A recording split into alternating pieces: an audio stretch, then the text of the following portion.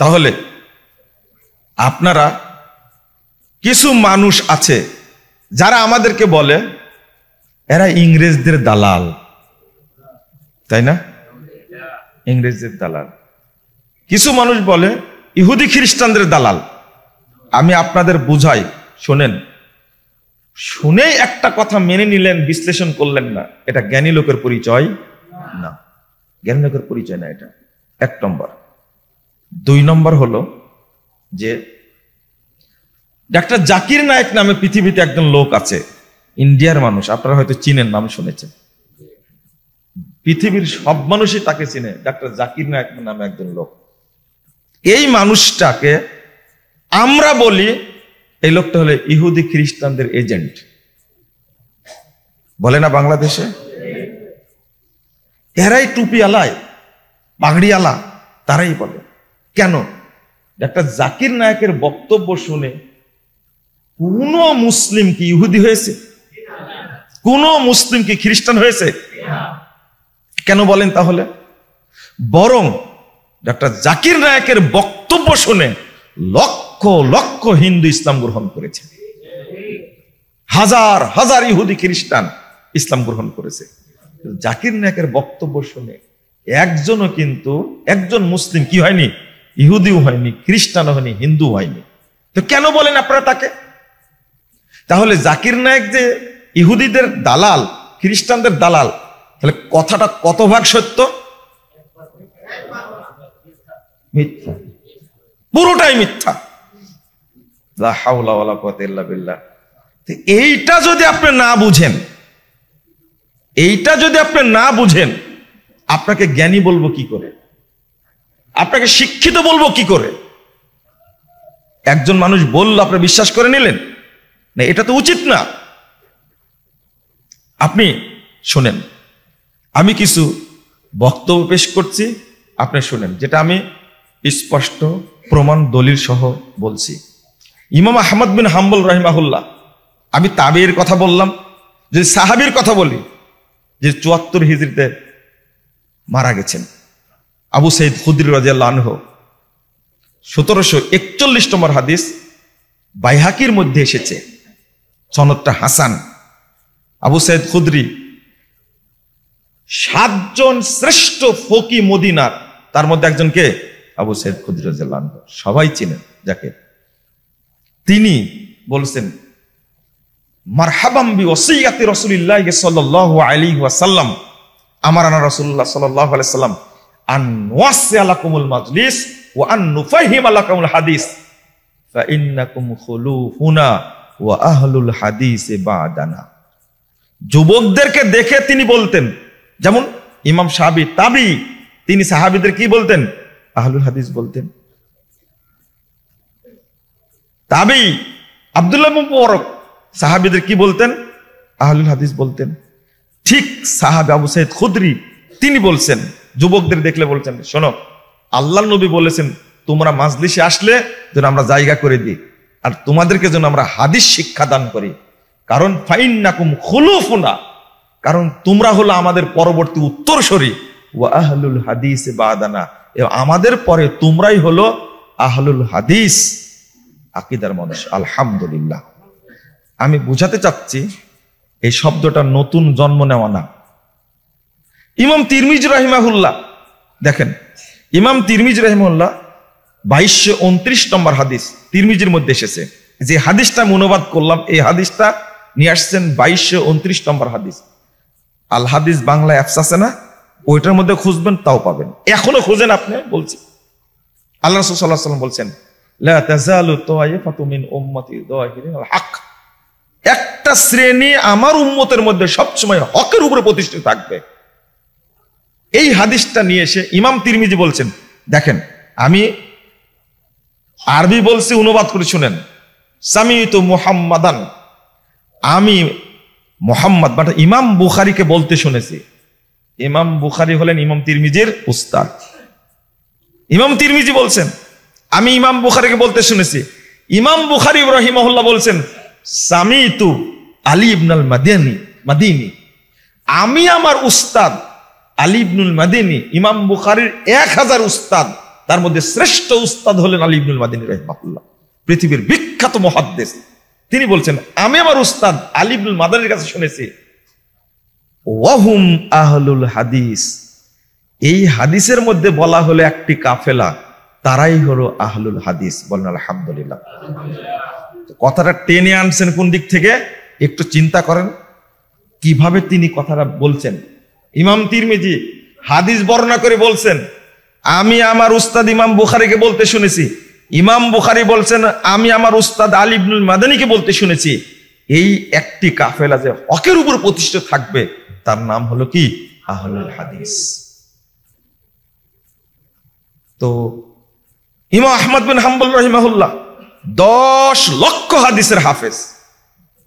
তিনি জন্ম নিয়েছেন 164 হিজরিতে, মৃত্যু 241 হিজরিতে, আজকের মানুষ না। তিনি বলছেন এই হাদিসটা, একটা দল হকের উপরে থাকবে, তারাই হলো বিজয়ী কাফেলা। তারা কারা? তিনি বলছেন, ইল্লাম ইয়াকুনু আসহাবাল হাদিস ফালা আদরি মানহুম, এরা যদি আহলে হাদিস না হয়, অন্য কেউ যদি হয়, সেটা আমার জানা নাই। ইমাম আহমদ বিন হাম্বল রাহিমাহুল্লাহ বলছেন। ইমাম শাফি রাহিমাহুল্লাহ বলছেন, যার জন্ম 150 হিজরিতে, মৃত্যু হলো 204 হিজরিতে, তিনি বলছেন, ইদা রাআইতু রাজুলাম মিন আহলিল হাদিস ফা ইন্নী কাআন্নী রাআইতুন নবী সাল্লাল্লাহু আলাইহি ওয়াসাল্লাম হাইয়া, আমি যখন একজন আহলুল হাদিস ব্যক্তিকে জমিনের উপরে দেখি, তখন আমি স্বয়ং মুহাম্মদ সাল্লাল্লাহু আলাইহি ওয়াসাল্লামকে জীবিত অবস্থায় দেখি। কেন? তার দিকে তাকালে আল্লাহ রাসূলের সব কিছু ফুটে ওঠে। এই আকীদাটা আপনাকে ধারণ করতে হবে। আপনার আকীদা পরিষ্কার থাকা লাগবে, আমল পরিষ্কার থাকা লাগবে। আপনি যে কোনো আমল সম্পর্কে জিজ্ঞেস করবেন। দেখেন, একটু বোঝাই, রফুল আয়েদিন সালাতে, এই হাত তোলা, রুকুতে যাওয়ার সময় রুকুতে হাত তোলা, এটা শুধু আহলুল হাদিসরা করে? প্রচলিত 4টা মাযহাব, এই 4 মাযহাবের মালিকি মাযহাবের লোকও কিন্তু রফুল আয়েদান করে, শাফি মাযহাবের লোক রফুল আয়েদান করে, হাম্বলি মাযহাবের মানুষের রফুল আয়েদান করে। তাহলে 4 মাযহাবের কয় মাযহাব করে আমলটা? 3 মাযহাব। আবু হানিফার নামে যে হানাফি মাযহাব, এরা করে না। শোনেন, তাহলে আমরা কি শাফি? আমরা কি হাম্বলি? কেন? তাদের আমলের সাথে মিল আছে যে? শোনেন না, এই মিল চলবে না। একজন হাম্বলি মাযহাবের লোককে জিজ্ঞেস করবেন যে আপনি সালাতে রফুল আয়েদান করেন কেন? তো উত্তর দিবে, আমাদের মাযহাবে আছে তাই করি। কি ভুল বললাম? শাফি মাযহাবের মানুষকে জিজ্ঞেস করবেন, সালাতে রফুল আয়েদান করেন কেন, আমিন জোরে বলেন কেন? উত্তর দিবে, আমাদের মাযহাবে আছে তাই করি। কিন্তু আপনাকে প্রশ্ন করলে উত্তর কি দিবেন? রাসূল সাল্লাল্লাহু আলাইহি ওয়াসাল্লাম করেছেন তাই করি। তাহলে আমল এক হলেও আমরা এক শ্রেণীর মানুষ না, আকীদা আলাদা জিনিস। আমল একই, কিন্তু আমাকে প্রশ্ন করলে আমি উত্তর দিব, আল্লাহর নবী সাহাবায়ে কেরাম সালাতে জোরে আমিন বলেছেন, রফুল আয়েদান করেছেন, তাই করি, হাদিস দ্বারা প্রমাণিত। আর অন্যদেরকে জিজ্ঞেস করলে বলে আমাদের মাযহাবে আছে তাই করি। এটাই পার্থক্য আমাদের। আমরা বুঝাতে চাই মানুষকে। আলহামদুলিল্লাহ বুঝছে। দহুলিয়া গ্রামে আজ থেকে 10 বছর আগে, 15 বছর আগে কেউ চিনত না। এখন প্রতিষ্ঠান প্রতিষ্ঠিত হয়েছে, আলহামদুলিল্লাহ। এখান থেকে আলেম তৈরি হবে ইনশাআল্লাহ।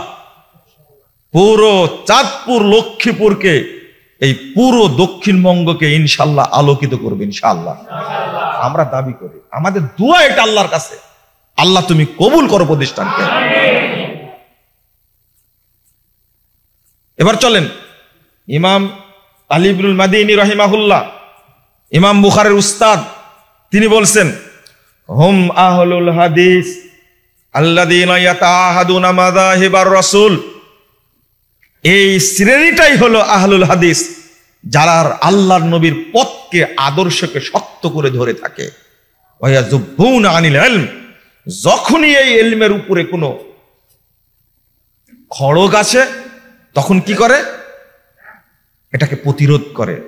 লাউলাহুম, যদি তারা পৃথিবীতে না থাকতো, লাম তাজিদ আনিল মুতাজিলা ওয়ার রাফিজা ওয়াল জাহমিয়া ওয়া আহলিল ইরজাই ওয়ার রাই শাইয়্যাম মিনাস সুনান।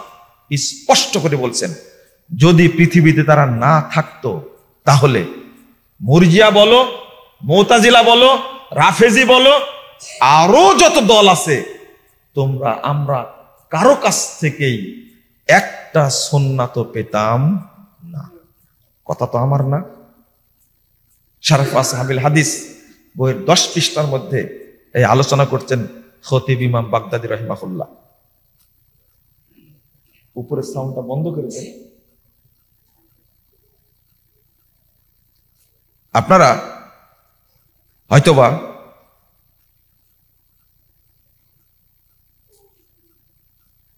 আমি আলোচনা শেষ করে দেব ইনশাআল্লাহ। শেষে একটা কথা বলবো যে কোরআন এবং সুন্নাহর বাহিরে গিয়ে কোনো আমল করে জান্নাত পাওয়া যাবে না, কখনো না, সম্ভব না। আমি আর 2টা তত্ত্ব পেশ করব। তার মধ্যে একটা তত্ত্ব হলো, আপনি বলবেন, কেউ কেউ বলবে, আরে আহলুল হাদিস বলতে বুঝাইছে মুহাদ্দিসগণ। কারা? মুহাদ্দিসগণ, তাই না? একটা কিতাবের নাম হলো আহসানুত তাকাসিম ফি মারিফাতিল আকালিম, 347 পৃষ্ঠার মধ্যে আলোচনা করছেন। এই বইটা নেটেও পাওয়া যাবে। 375 হিজরিতে এই মুসলিম ভূপর্যটক শামসুদ্দিন মাকদেসি তিনি এসেছেন উপমহাদেশ ঘুরতে। তিনি বলছেন মাযাহিবুহুম, ওখানে মুসলিমদের অনেক মাযহাব ছিল। আকসারুহুম আসহাবু হাদিসিন, তবে এই এলাকার অধিকাংশ মানুষের সংখ্যা ছিল আহলুল হাদিসদের সংখ্যা। আমি বানায় বলিনি, আপনি বইটা ডাউনলোড করে পৃষ্ঠা নম্বর খুলে দেখেন আমি যেভাবে বললাম ওইভাবে আছে কিনা। আচ্ছা বলেন তো, একটা অঞ্চলে সব মানুষ কি মুহাদ্দিস হয়? কোন মুহাদ্দিস তো 100 বছরে একজন জন্ম নেয়, 2 জন জন্ম নেয়। তিনি কি বলছেন? আকসারুহুম আসহাবু হাদিসিন, অধিকাংশ মানুষ সেই এলাকার ছিল আহলুল হাদিস আকীদার। বলেন আলহামদুলিল্লাহ। কথা আমার না। আবুল মনসুর আব্দুল কাহের বাগদাদি তিনি তার একটা বই, যে বইটার নাম হলো উসুলুদ্দিন, 313 পৃষ্ঠার মধ্যে আলোচনা করতে গিয়ে আমি 2-3টা লাইন অনুবাদ করে আপনারা শুনেন। তিনি বলছেন সুগুরু রোম ওয়াল জাজিরা ওয়া সুগুরু শাম ওয়া সুগুরু আজারবাইজান ওয়া বাবিল আবওয়াব কুল্লুহুম আলা মাযহাবে আহলিল হাদিস মিন আহলিস সুন্নাহ। রোম সীমান্ত, আলজেরিয়া সীমান্ত, সিরিয়া, আজারবাইজান এবং মধ্য তুর্কিস্তানের সমস্ত এলাকার মানুষ ছিলেন আহলুল হাদিস আকীদার উপরে। কথাটা কি আমি বলছি? বই খোলেন, উসুলুদ্দিন, নেটেই পাওয়া যাবে বইটা, খোলেন তো। তিনি একজন ভূপর্যটক। ও ইবনু বতুতার কথা পছন্দ করেন, কিন্তু একজন ইমাম রিপোর্ট পেশ করছেন, ওটা পছন্দ করেন না। আপনি বলেন তো, রোমের সব মানুষ কি মুহাদ্দিস? আলজেরিয়ার সব মানুষ কি মুহাদ্দিস? তাহলে 429 হিজরির রিপোর্টটা, কত হিজরির? 429 হিজরির রিপোর্ট। ও এইগুলো অনুবাদ করি, এই জন্য অনেকে সহ্য করতে পারে না। লা হাওলা ওয়ালা কুওয়াতা ইল্লা বিল্লাহ। তারপর বলতে ওয়া কাযালিকা সুগুর ইফরিকিয়া ওয়া আন্দালুস ওয়া কুল্লু বাবে ওরাইল মাগরিব। শুধু তাই না, আফ্রিকা, তারপরে ইন্দোনেশিয়া, তারপরে আপনার স্পেন, এবং আশ্চর্য হলো যে বাহরাইনের উপকূলবর্তী সাগরের সাইড দিয়ে যত অঞ্চল ছিল কুল্লুহু মিন আসহাবিল হাদিস, সব এলাকার মানুষ ছিল আহলে হাদিস আকীদার উপরে। তো কথাটা আমরা যখন অনুবাদ করে, একজন মুসলিম ভূপর্যটক তিনি সারা পৃথিবীর রিপোর্টটা পেশ করছেন, তো আমরা কেন এইটা নিয়ে এত কথা বলি, এত আকীদাগত মিথ্যাচার করা হয়? আমরা দোয়া করি আল্লাহ তাদের কিন্তু হেদায়েত দান করো, আমিন। এছাড়া কি বলবো? শুনেন, বলা হচ্ছে নাউজুবিল্লাহ, বলা হচ্ছে কি জানেন, যে আল্লাহর ভুল হতে পারে, এই কথা নাকি আমরা বলে থাকি। আমাদের নাম দেওয়া হয়েছে লা মাযহাবি, গালি দেন, গায়ের মুকাল্লিদ গালি দেন, ইহুদি দালাল গালি দেন, কিন্তু সব কথা সাক্ষী থাকি যাচ্ছে। কি সাক্ষী থাকছে না? রেকর্ড হচ্ছে না? রেকর্ড হচ্ছে।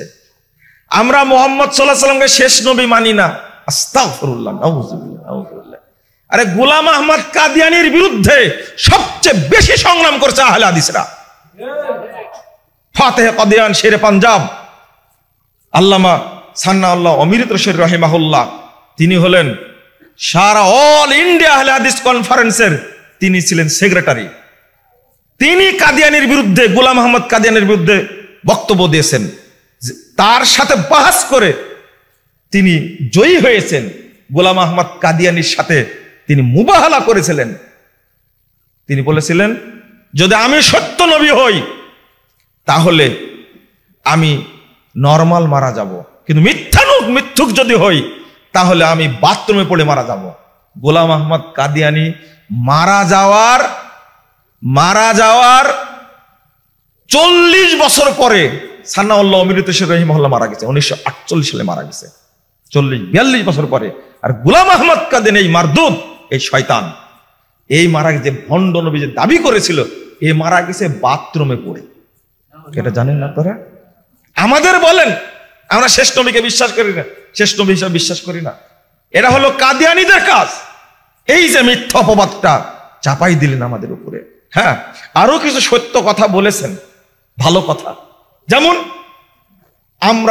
আমাদের বিরুদ্ধে অভিযোগ, আমরা হায়াতুন নবী মানি না, আল্লাহ নবীকে। জি, এটা ঠিক বলেছেন, আপনি ঠিক বলেছেন। আমরা মানি মুহাম্মদ সাল্লাল্লাহু আলাইহি ওয়াসাল্লাম মারা গেছেন, তিনি জীবিত নাই। পীর সাহেবকে জীবিত রেখে ব্যবসা করার যে ফাঁদ, এই ফাঁদটা আমরা বন্ধ করে দিয়েছি। আমরা এই সত্য বলেছি, এটা সত্য অভিযোগ দিয়েছেন, সত্য অভিযোগ। আমরা আল্লাহ নবীকে মনে করি তিনি মারা গেছেন অন্য নবীদের মতো, তবে কবরে সব নবী জীবিত আছেন, মুমিনরাও জীবিত আছেন। এটা হলো আলাদা জীবন, তবে দুনিয়াবী জীবনের সাথে কোনো সম্পর্ক নাই। কিন্তু আপনি আল্লাহ নবীকে হায়াতুন নবী বানায়া নবীর মাজারকে আপনি মাজার বানায় সেজদা করবেন, তার কাছে চাইবেন, আল্লাহ নবী আমার তুমি একটা চাকরির ব্যবস্থা করে দাও, একটা সন্তানের ব্যবস্থা করে দাও। এই ভ্রান্ত শয়তানি ওসিলা মানাটা আমরা বন্ধ করে দিয়েছি, আলহামদুলিল্লাহ। কারণ 1010 নম্বর হাদিস সহিহ বুখারী খুলেন, আল্লাহর নবী মদিনাতে আছেন, পানি হচ্ছে না। রাসূল সাল্লাল্লাহু আলাইহি ওয়াসাল্লামের সাহাবীরা আল্লাহর নবীর কাছে যাননি, কবরের কাছে যাননি, গেছেন তার চাচা, জীবিত চাচা আব্বাসের কাছে। বৃদ্ধ মানুষ, পরহেজগার মানুষ, তাকে বলছে আমাদের জন্য দোয়া করেন, আল্লাহ যেন আমাদের পানি দান করে। কেন নবীর কবরের কাছে কেন যায়নি তারা? যদি নবী মুহাম্মদ সাল্লাল্লাহু আলাইহি ওয়াসাল্লাম কবরে থেকে সাহাবীদের উপকার করতে না পারে, আল্লাহর নবী কবরে থেকে যদি সাহাবীদের উপকার না করতে পারে, পৃথিবীর কেউ কবরে থেকে উপকার করতে পারে? কেউ পারবে না, কেউ পারবে না। এই বিষয়গুলো যেগুলো কিছু সত্য বলেছে, কিছু ডাহা মিথ্যা কথা বলেছে, নাউজুবিল্লাহ। কথা লাগছে সব জন্তু জানোয়ারের পেশাব পায়খানা পাক, সব জন্তু জানোয়ারের পেশাব পায়খানা পাক। এত বড় মিথ্যা কথা বললেন আপনি, ছি, নাউজুবিল্লাহ, নাউজুবিল্লাহ। আমার কাছে আছে 2 পৃষ্ঠার যে পত্র দেওয়া আছে, এটা আমার কাছে আসছে, আমি দেখছি। বন্ধুরা আমার, শুনে রাখবেন, আমি খুতবা শেষে একটা আবেদন করে শেষ করছি। আমরা যে দলিল দেই, মুহাম্মদুর রাসূলুল্লাহ সাল্লাল্লাহু আলাইহি ওয়াসাল্লাম আল্লাহর পক্ষ থেকে দলিল নিয়ে এসেছিলেন, কিন্তু আবু জাহালরা মানেছিল? মানেনি। ইমাম আবু হানিফা রাহিমাহুল্লাহর মতো ব্যক্তি তিনি অসত্য মিথ্যার উপরে তিনি স্বাক্ষর করবেন না বলে ইমাম আবু হানিফা রাহিমাহুল্লাহকে জেলখানায় ঢোকাচ্ছে, যে মরে না, শেষে রুটির মধ্যে বিষ মাখা তাকে হত্যা করা হয়েছে। এই রেকর্ড আছে, উপমহাদেশেও রেকর্ড আছে। আমরা সুন্নাতের উপরে প্রতিষ্ঠিত থাকবো ইনশাআল্লাহ। সাহাবায়ে কেরাম যে আদর্শ মেনে জান্নাতে গেছেন, আমরাও সেই আদর্শের উপরে থেকে তাদের সাথে জান্নাতে থাকতে চাই। সুন্নাতকে ছাড় দিব না ইনশাআল্লাহ। বিজয় আল্লাহর পক্ষ থেকে আসবে ইনশাআল্লাহ। বিজয় কে দিবেন? আল্লাহ বিজয় দিবেন ইনশাআল্লাহ। ইনশাআল্লাহ আপনারা শুধু ধৈর্য ধারণ করবেন। ধৈর্য বুঝেন তো? ধৈর্য। আল্লাহর রাসূল সাহাবায়ে কেরাম ধৈর্য ধারণ করেছেন। মক্কা বিজয়ের ব্যাপারে আল্লাহ ব্যবস্থা করেননি? করেছেন তো আলহামদুলিল্লাহ। বিজয় আমাদেরই হবে ইনশাআল্লাহ। ইনশাআল্লাহ ইনশাআল্লাহ। আল্লাহ তুমি আমাদের কবুল করো, আমিন ইয়া রাব্বাল আলামিন। আল্লাহ তুমি এই এলাকায় প্রতিষ্ঠিত জামিয়া দারুত তাওহীদকে তুমি কবুল করে নাও। আল্লাহ তুমি এই অঞ্চল থেকে বড় বড় আলেম তৈরির ব্যবস্থা করে দাও। আল্লাহর কাছে দোয়া করি, আল্লাহ তুমি এই এলাকার মানুষকে সঠিকটা বুঝার তৌফিক দান করো। আল্লাহ তাওহীদ বুঝার তৌফিক দান করো। আমি প্রত্যেক খুতবায় দোয়া করি, আল্লাহ সারা দেশের মানুষকে তুমি তাওহীদ এবং মানহাজ বুঝার তৌফিক দান করো। যারা শিরকের সাথে জড়িত, জাহিলিয়াতের সাথে জড়িত, আল্লাহ তুমি তাদেরকে হেদায়েত দান করো, আমিন। আল্লাহ তুমি বাংলাদেশকে তাওহীদের দেশ হিসাবে কবুল করে নাও। এদেশ থেকে শিরক বিদআত এবং জাহিলিয়াতকে তুমি দূর করে দাও, আমিন ইয়া রাব্বাল আলামিন। বারাকাল্লাহু ফিকুম ওয়া জাযাকুমুল্লাহু খাইরান।